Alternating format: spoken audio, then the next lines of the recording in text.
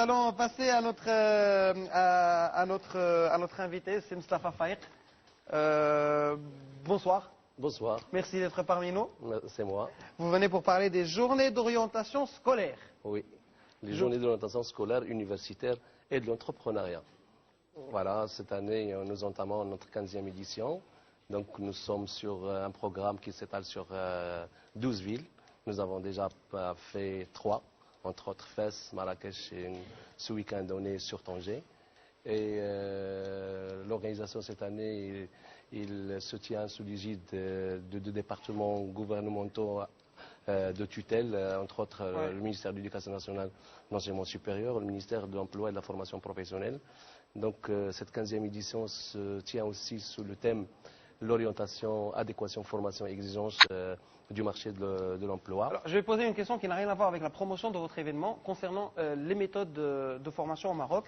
Est-ce que l'enfant marocain, quand il passe du primaire vers le collège, vers le lycée, a assez d'atouts et de mécanismes et de formation pour faire une bonne orientation, pour bien choisir son domaine de compétences? Voilà. Quand on parle de l'orientation, on parle de l'information. On parle de l'information qui nous permet de faire un choix judicieux quant à la décision qu'il faut prendre à la fin du collège, qui constitue le premier palier d'orientation, et puis à la première année du lycée, le tronc commun, une deuxième étape de l'orientation pour spécifier les choix qui mènent vers un baccalauréat déterminé. Donc, je dis l'information, quand il y a une information qui est dispensée par les enseignants, par les conseillers en orientation. Or, les conseillers en orientation ne couvrent pas tous les établissements. Le nombre reste un peu insuffisant parce qu'il y a 2 établissements par conseiller.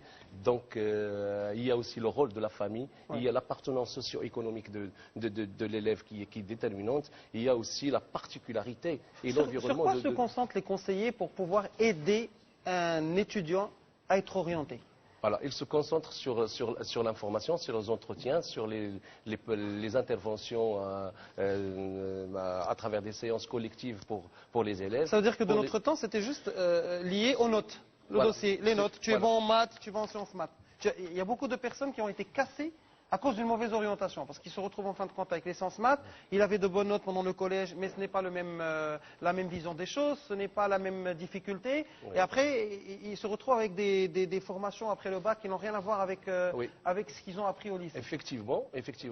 Comment vous pouvez faire maintenant pour ne plus tomber dans les mêmes erreurs? Oui, il y a maintenant, il y a 2 ans, avec le programme d'urgence, la réforme qui est entamée, il y a le projet E3P7 qui est en train de donner une dynamique autre à l'orientation au sein des lycées, à travers des espaces dédiés à l'information, à travers une formation des professeurs pour qu'ils soient aussi impliqués à travers leur classe, à travers les disciplines qu'ils enseignent, pour être aussi partie prenante à encadrer ce jeune, à être confiant et à faire un choix judicieux quant à la prise de décision qu'il attend, que ce soit à la fin du collège, que ce soit à la fin du lycée. Pour revenir à votre événement, nous savons qu'il y a déjà un forum de l'étudiant, il y a d'autres forums. Quelle est la valeur ajoutée de votre journée? Voilà, notre événement et la valeur ajoutée de notre événement, c'est que nous avons introduit cette année l'entrepreneuriat. On essaie de sensibiliser l'élève à l'esprit entrepreneurial.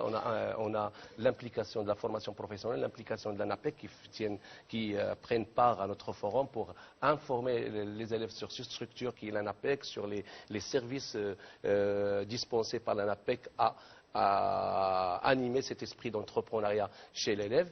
Et il y a aussi l'implication des cadres de l'orientation, parce que nous avons un partenariat avec les académies.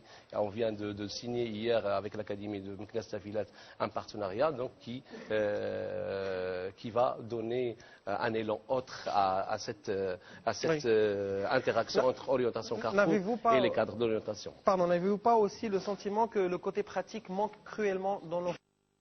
C'est cette envie d'améliorer, de donner ma modeste contribution à l'information éducative et professionnelle qui nous anime pour apporter un plus. Nous serons à Rachidia le mois d'avril.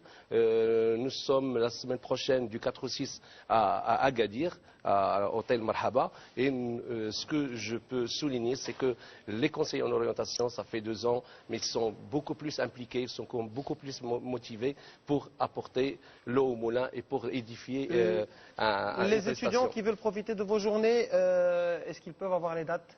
Oui, nous serons la semaine prochaine, c'est pas la semaine, du 4 au 6. La prochaine étape du 4 au 6 février.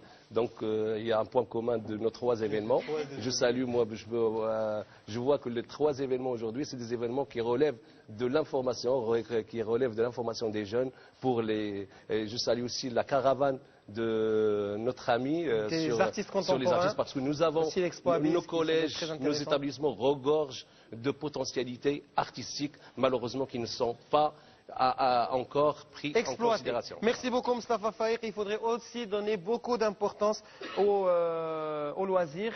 Loisirs, je parle d'occuper le 3e temps à travers des sports, à travers des activités artistiques, parce que c'est grâce à cela qu'on peut avoir des artistes, Inch'Allah, des sportifs, avoir des médailles, des sportifs et avoir des médailles plus tard dans des compétitions internationales, parce que c'est l'école qui produit la jeunesse, ce n'est pas la rue, c'est l'école, les maisons de jeunes et bien sûr les clubs.